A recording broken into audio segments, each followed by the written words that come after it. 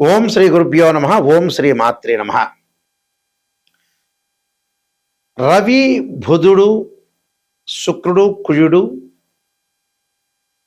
అంటే ఈ 4 గ్రహాల యొక్క మార్పులు అనేవి ఎక్కువగా ఉన్నాయి. అంటే రవి, బుధుడు, కుజుడు, శుక్రుడు ఈ మే నెలలో వివిధ రాశుల్లో మార్పులు జరుగుతున్నాయి. ఆ మార్పుల్లో ప్రధానంగా మే 1వ తారీఖు నుంచి బుధుడు మేషరాశిలోను, మే 11వ తారీఖు నుంచి కుజుడు మేషరాశిలో సంచారం చేయటం, మే 16వ తారీఖున శుక్రుడు వృషభ రాశి నుంచి మిథున రాశిలో సంచారం చేయటం, మే 15వ తారీఖున అంటే మే ప్రథమార్థంలో రవి బుధులు మేషరాశిలోను, ద్వితీయార్థంలో అంటే 15వ తారీఖు నుంచి కూడా రవి బుధులు వృషభ రాశిలో సంచారం చేస్తున్నారు. చేయటం వల్ల ఎలాంటి ఫలితాలు జరగబోతున్నాయి అనేది చూసుకునేటట్టయితే ఇవన్నీ కూడా గోచార రీత్యా చెప్పబడే ఫలితాలు అంటారు. గోచార పరంగా ఏ విధంగా ఉండబోతుంది, ఎలాంటి మార్పులు, ఎలాంటి పరిణామాలు జరగబోతున్నాయి, ఇవన్నీ కూడా బర్త్ చార్ట్ అనుసరించి కావు, గోచారాన్ని నుంచి మాత్రమే చెప్పబడిన ఫలితాలు. అయితే గోచార పరంగా ఏ విధంగా ఉండబోతుంది అంటే మేషాది ద్వాదశ రాశుల వాళ్ళకి రవి, బుధ, శుక్ర, కుజుడు మాత్రం. శుక్రుడు వివాహకారకుడు, కళత్రకారకుడు, ఒక రకంగా 20% ధనకారకుడు కూడా. అంటే లగ్జరీని, వాహనాలు, బంగారము దాని యొక్క కారకత్వాలు. కుజుడు రియల్ ఎస్టేటు, కన్స్ట్రక్షను, కోర్టులు, అప్పులు, ఆస్తులు, అన్నదమ్ములు. రవి ఉద్యోగపరంగా, ఆరోగ్యపరంగా, బుధుడు వ్యాపార పరంగా. అంటే ఈ 4 గ్రహాలు కూడా ప్రధానమైన గ్రహాలు. ఈ ప్రధాన గ్రహాలు ఏమవుతున్నాయి, ఈ మే నెలలో తొందరగా మార్పు జరుగుతున్నాయి. ఆ తొందరగా మార్పు జరగటం వల్ల ఎలాంటి ఫలితాలు రాబోతున్నాయి, ద్వాదశ రాశుల వాళ్ళకి ఎలాంటి నిర్ణయాలు తీసుకోవాలి, ఉద్యోగము, వ్యాపారము, అలానే రియల్ ఎస్టేటు, కన్స్ట్రక్షన్సు, వ్యాపార పరంగానే కాకుండా ఆరోగ్యపరంగా, ఉద్యోగపరంగా, వివాహపరంగా ఎలాంటి మార్పులు జరగబోతున్నాయి అనేవి మనం ముందుగా తెలుసుకుందాం. ఈ రాశుల వాళ్ళందరికీ కూడా ఏ విధంగా జరుగుతున్నాయి, ఎలాంటి పరిహారాలు చేసుకోవాలి, ఎలాంటి పరిహారాలు చేసుకుంటే మనం ముందుకు వెళ్ళగలుగుతాం, ఎంత నెగిటివ్ ఉంది, ఎంత పాజిటివ్ ఉంది. నెగిటివ్ కూడా చాలా ఇంపార్టెంట్. పాజిటివ్ కంటే ఎప్పుడు కూడా నెగిటివ్నే ఇంపార్టెంట్. నెగిటివ్ తెలుసుకున్నామా మనం పాజిటివ్ అయిపోయినట్టే. సింపుల్, అది సింపుల్ మ్యాథమెటికల్ ఈక్వేషన్ లాంటిది అది. అందువల్ల ఖచ్చితంగా మీరు తెలుసుకోండి. నిజాన్ని తెలుసుకొని ముందుకెళ్తేనే మనకు మంచి జరిగే అవకాశం ఉంటుంది. ఎప్పుడూ కూడా నిజం నిప్పు లాంటిది. అబద్ధం ఆడామనుకో మనం మోసం చేసుకున్నట్టే. సింపుల్ అది. ఎదుటివాడికి ఏమీ కాదు, మనం మోసం చేసుకున్నట్టు అర్థం. అంటే మనం వ్యాధి అంతా లోపల ఉంచుకున్నట్టు అర్థం. కాబట్టి అన్ని విషయాలు మీరు తెలుసుకోండి. ఇప్పుడు ఈ రాశుల వాళ్ళందరూ కూడా ఏ విధంగా ఫలితాలు జరుగుతాయో తెలుసుకుందాం. తులారాశి వారికి రవి, బుధ, కుజ, శుక్ర గ్రహాల వల్ల ఎలాంటి ఫలితాలు జరగబోతున్నాయి అంటే 4 గ్రహాలు ఈ నెలలో మార్పులు జరుగుతున్నాయి. ఆ మార్పుల వల్ల ఎలాంటి ఫలితాలు జరుగుతున్నాయి. తులారాశి వాళ్ళకి స్థానం అనేది ఎక్కడైతే ఉంటారో ఆ స్థానం అనేది బలపడటం, జీతం బాగా, శాలరీ బాగా పెరగటం, పదోన్నతి కూడా బాగా పెరగటం, విజయాలు సాధించే అవకాశాలు ఎక్కువ ఉంటాయి. ప్రభుత్వ పథకాలు, అవకాశాలు పుష్కలంగా ఉండటం, ఆర్థిక స్థిరత్వం బాగా పెరగటం, కుటుంబ సభ్యుల యొక్క మద్దతు పుష్కలంగా ఉండటం, అలానే డబ్బును ఆదా చేసుకునే ప్రయత్నాలు కూడా వీళ్ళకి ఫలించే అవకాశాలు ఎక్కువ ఉంటాయి. అంటే ఆర్థిక పరంగా అనుకూలంగా ఉంటుంది. అలానే తీర్థయాత్రలు, పుణ్యక్షేత్రాలు తిరిగే అవకాశం ఉంటుంది. విదేశాలకు వెళ్ళే అవకాశం, స్థానచలనం అంటే కొన్ని మార్పులు జరుగుతుంటాయి. అంటే ఉద్యోగ పరంగా మార్పులు, ఇంటి పరంగా మార్పులు, వాహనాల పరంగా మార్పులు, కొన్ని మార్పులు జరిగే అవకాశాలు ఎక్కువగా ఉంటాయి. కాబట్టి ఆఫీసుల్లో కూడా వీళ్ళు కీలక పాత్ర వహిస్తారు. భాగస్వామ్య వ్యాపారం కూడా బాగా కలిసి రావటం, విద్యార్థులకి కొద్దిగా ఇబ్బందులు లేకుండా చూసుకోవాలి. విద్యార్థుల విషయంలో వచ్చేటప్పటికల్లా కొంత అనుకూలంగా ఉంటుంది. ఏదో చిన్న ఇబ్బందులు కలుగుతాయి, కానీ టోటల్గా వాళ్ళు చదువు మీద బాగా కాన్సన్ట్రేషన్ చేసి డెవలప్మెంట్ అయ్యే అవకాశాలు ఎక్కువ ఉంటుంది. ఆఫీసులో వాళ్ళు ఏదైతే ఉద్యోగంలో కానీ వ్యాపారంలో కానీ ఉన్నారో ఒక శుభ కార్యక్రమాల్లో ఉన్నారో కీలకమైన పాత్ర లభించే అవకాశాలు ఎక్కువ ఉంటుంది. బాధ్యతలు బాగా పెరుగుతాయి, ప్రమోషన్లు రావడం జరుగుతుంది. భాగస్వామ్య వ్యాపారం బాగా కలిసి వస్తుంది, అధిక ప్రయాణాలు చేస్తారు. ఆ ప్రయాణాల్లో కూడా నిష్ణాతులైన వ్యక్తుల యొక్క కలయిక చాలా అనుకూలంగా ఉంటుంది. పెళ్ళి, ప్రేమ వ్యవహారాలు కలిసి రావటం, ఆర్థిక పరంగా ఎలాంటి ఇబ్బందులు ఉండవు. అలానే జీవితం అనేది సాఫీగా సాగిపోయే అవకాశం ఎక్కువ ఉంటుంది. అంటే వ్యాపార పరంగా అధిక లాభాలు బాగా ఉండటం, గృహ ఉపకరణ వస్తువులు కొనుగోలు చేస్తారు వీళ్ళు. విదేశాలకు వెళ్ళటం అనేది కొద్దిగా వాయిదాలు పడుతుంది. అంటే 1-2 సార్లు వాయిదా పడి మూడోసారి వెళ్ళే అవకాశం ఉంటుంది. అంటే 2 సార్లు వాయిదా పడిన తర్వాత మూడోసారి వెళ్ళే అవకాశం ఉంటుంది. అండ్ రియల్ ఎస్టేట్, కన్స్ట్రక్షన్ రంగంలో కూడా అధికంగా ముందుకు వెళ్తారు. కానీ కుటుంబ సభ్యుల మధ్యలో ఆర్గ్యుమెంట్స్ రాకుండా, భార్యాభర్తల మధ్యలో వేరే విషయాలన్నీ కూడా తీసుకొచ్చి ఇంట్లో గొడవలు జరిగే అవకాశాలు ఎక్కువ ఉంటాయి. అంటే ఉన్నట్టుండి కోపం, ఉద్రిక్తత పెరగటం ఒకటి, మధ్యవర్తిత్వం అనేది మంచిది కాదు. బ్యాంకు రుణాలు వచ్చే అవకాశాలు ఉంటాయి. ఇళ్ళు, కన్స్ట్రక్షన్ల యొక్క నిర్మాణాన్ని చేపట్టడం ఒకటి, శుభ కార్యక్రమాల యొక్క పాల్గొన, సంతానం లేని వారికి సంతానం కలిగే అవకాశాలు ఉంటాయి. కాబట్టి నేను కొన్ని పరిహారాలు చెప్పబోతున్నా. పరిహారాలు మీరు పాటించి ముందుకెళ్ళండి, మీకు మంచి జరిగే అవకాశాలు ఖచ్చితంగా ఉంటాయి. వీళ్ళందరూ కూడా కొన్ని పరిహారాలు పాటించాలి. ఆ పరిహారాల్లో ప్రధానంగా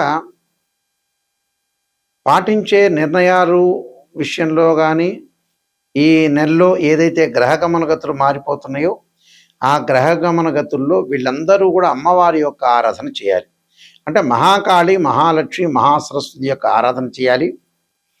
అలానే ఈ రాసుల వాళ్ళందరూ కూడా యక్షాయ, కుబేరాయ, వైశ్రవణాయ, ధనధాన్యాధిపతే ధనం ధాన్యం సమృద్ధిమే దేహిమే దాపై స్వాహ అనే మంత్రాన్ని గురువారం రోజున, శుక్రవారం రోజున ప్రాతకాలంలో 21 సార్లు, ప్రాతకాలం కుదరలేదంటే మీరు ఆఫీసు నుంచి వచ్చిన తర్వాత ప్రదోషకాల సమయంలో గురువారం కానీ శుక్రవారం రోజున కానీ ఈ మంత్రాన్ని చదవటం ఇంపార్టెంటు. అంటే ఇది కుబేర మంత్రం అంటారు. ఈ కుబేర మంత్రాన్ని చదవాలి. ఆ కుబేర మంత్రంతో పాటు 21 సార్లతో పాటు దేవానాంచ ఋషీనాంచ గురుకాంచన సన్నిభం బుద్ధిమతం త్రిలోకేశం తం నమామిం బృహస్పతిం అనే మంత్రాన్ని కూడా చదువుకోవాలి. అలానే సూర్యుడి యొక్క ఆరాధన చేయాలి. అంటే సూర్యుడి యొక్క ఆరాధన చేయటం అంటే ఏమిటి? ఉద్యోగపరంగా ఇబ్బందులు కలగకుండా ఉండటానికి ఆదిత్యాయుధే సహస్రకిరణాయ ధీమే తన్నో సూర్య ప్రచోదయాత్ అనే మంత్రాన్ని చదువుకోవాలి. గోధుమలు దానం చేయటం చాలా మంచిది. సూర్య భగవానుడి యొక్క ప్రదక్షిణాలు చేయాలి. ఆదివారం చక్కగా సూర్య యొక్క ప్రదక్షిణాల్ని 54 సార్లు నవగ్రహాల యొక్క ప్రదక్షిణ చేయటం. ఆదిత్యాయ, సోమాయ, మంగళాయ చ బుధాయ చ గురు శుక్ర శని భెచ్చ రాహవే కేతువే అనే మంత్రం చక్కగా చదువుకోవాలి. అలానే ఆస్తులు, కోర్టు సమస్యలు ఉన్న వ్యక్తులు ఎవరైతే ఉంటారో వీళ్ళు తప్పగా పాటించాల్సింది ఏమిటి అని అంటే కందులు దానము, ఎర్రని వస్త్రం దానంతో పాటు చక్కగా కుజుడి యొక్క ఆరాధన చేయాలి. ఎలా ఆరాధన చేయాలి? దానిమ్మ రసం ఏదైతే ఉంటుందో ఎర్రగా ఉండే రసాన్ని తీసుకుని కుజుడి మీద అభిషేకం చేయాలి. ధరణీ గర్భ సంభూతం విద్యుత్కాంతి సమప్రభం కుమార శక్తిస్తంచ మంగళం ప్రణమామ్యం అనే మంత్రాన్ని చదువుకుంటూ, లేకపోతే తత్పురుషాయ మహాసేనాయ ధీమే తన్నో షణ్ముఖ ప్రచోదయాత్ అని చదువుకుంటూ వెయ్యాలి. విద్యార్థులు తప్పకుండా దక్షిణామూర్తి స్తోత్రాన్ని, సరస్వతీదేవి యొక్క ఆరాధన చేయటం చాలా మంచిది. అలానే విష్ణు సహస్రనామ పారాయణం చేయటం ఒకటి, ఓం నమో నారాయణాయనం అనే అష్టాక్షరి మంత్రం చదువుకోవటం మంచిది. ఆరోగ్యపరంగా ఇబ్బందులు కలుగుతున్న వ్యక్తులు శరీరే జర్జరీభూతే వ్యాధిగ్రస్తే కలేబెరే ఔషధం జాహ్నవీతోయం వైద్యో నారాయణ హరి అనే మంత్రాన్ని చక్కగా చదువుకోవాలి. ఎల్నాడు శని యొక్క దోషం ఉన్న వాళ్ళు తప్పకుండా నల్లని ద్రాక్షారసంతో శనికి అభిషేకం చేయాలి. నీలాంజన సమాభాసం రవిపుత్రేమాకృత్యం ఛాయామార్తాండ సంభూతం తం నమామి శనైశ్చరం. పనులల్లో ఆటంకాలు కలుగుతున్న వాళ్ళు గణపతి యొక్క ప్రార్థన చేయండి. చేయటం వల్ల మీకు మంచి జరిగే అవకాశాలు ఖచ్చితంగా ఉంటాయి. అయితే ఒక జాతకాన్ని ఎప్పుడూ కూడా మనం అనాలిసిస్ చేసేటప్పుడు చాలామంది ఆలోచన చేస్తుంటారు. ఒక ఆస్ట్రాలజర్ని అప్రోచ్ అయ్యేటప్పుడు మా దానిలో కొన్ని కేటగిరీస్ ఉన్నాయి. దేవాలయంలో అర్చకులకి జ్యోతిష్యం అనేది కాదు, నామినల్గా చెప్తారు వాళ్ళు. మ్యాథమెటికల్ క్యాలిక్యులేషన్స్ చెప్పరు. వాళ్ళకి ఏంటంటే అర్చకత్వంలో వాళ్ళు నిష్ణాతులు.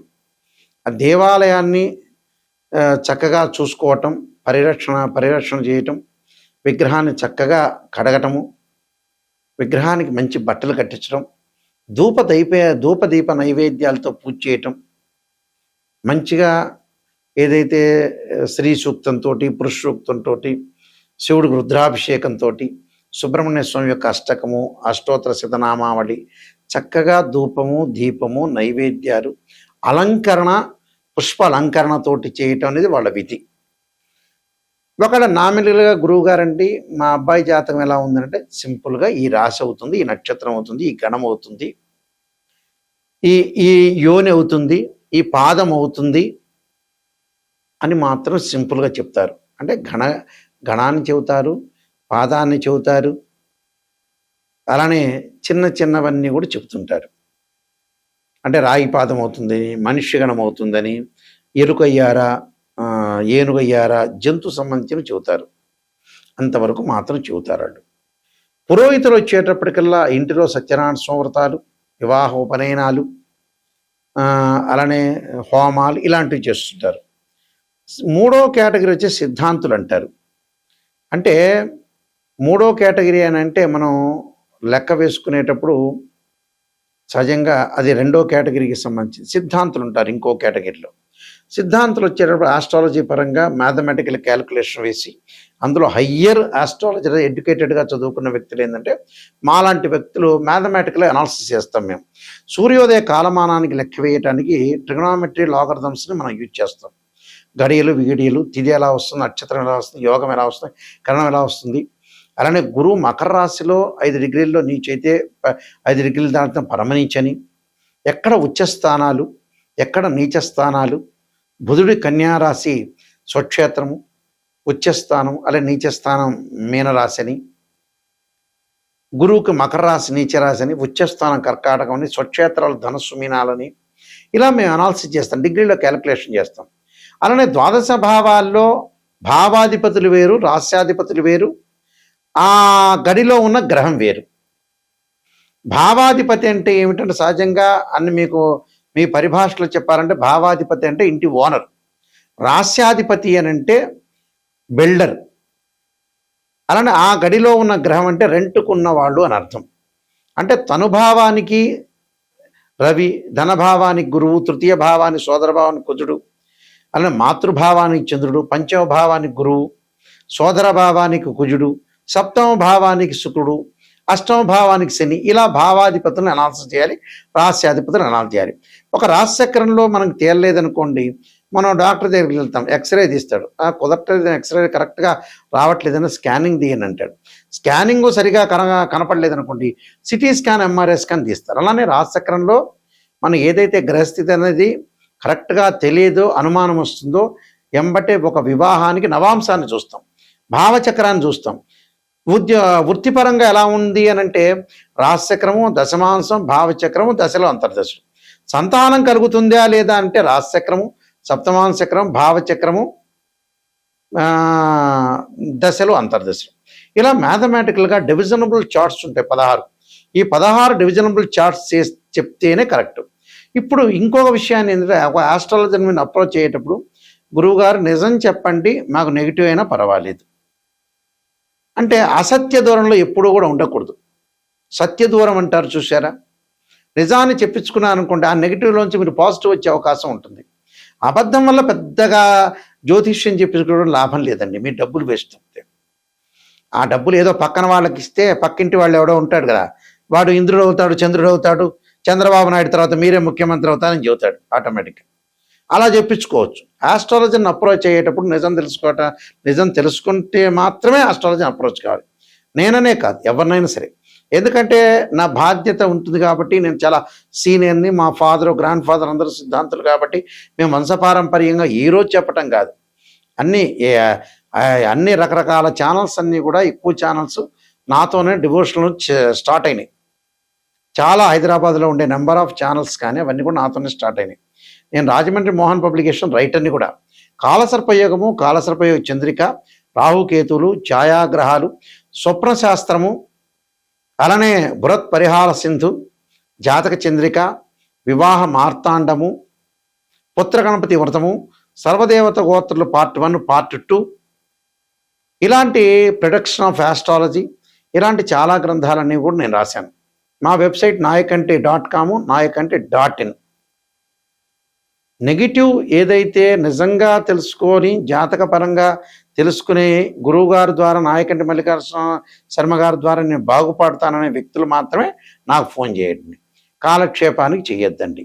నిజంగా వారి ద్వారా మనం బాగుపడాలి, నిజం తెలుసుకోవాలి, మన లైఫ్ ఏంటి, ఎటు టర్నింగ్ అవుతుంది, ఎంతవరకు మనం సంపాదించగలుగుతాం, ఉద్యోగం, వ్యాపారం, అన్ని విషయాల్లో తెలుసుకోవాలి, నిజంగా తెలుసుకోవాలి అనే వ్యక్తులు మాత్రం నాకు నెంబర్కి ఫోన్ చేయండి. ఆ నెంబర్ డైరెక్ట్గా నా దగ్గరికే వస్తుంది. ఆ స్క్రీన్ మీద అవుతున్న స్క్రోల్ అవుతున్న నెంబర్ ఉంటుంది, ఆ నెంబర్కి నాకు ఫోన్ చేయండి. ఫోన్ చేస్తే, ఎందుకంటే మేము వంశపారంపర్యంగా చెప్పేవాళ్ళం, మీరు జాగ్రత్తగా అనుసరించి మీ లైఫ్ని మా ద్వారా మీరు బాగు చేసుకోవాలని ఆశిస్తున్నాను.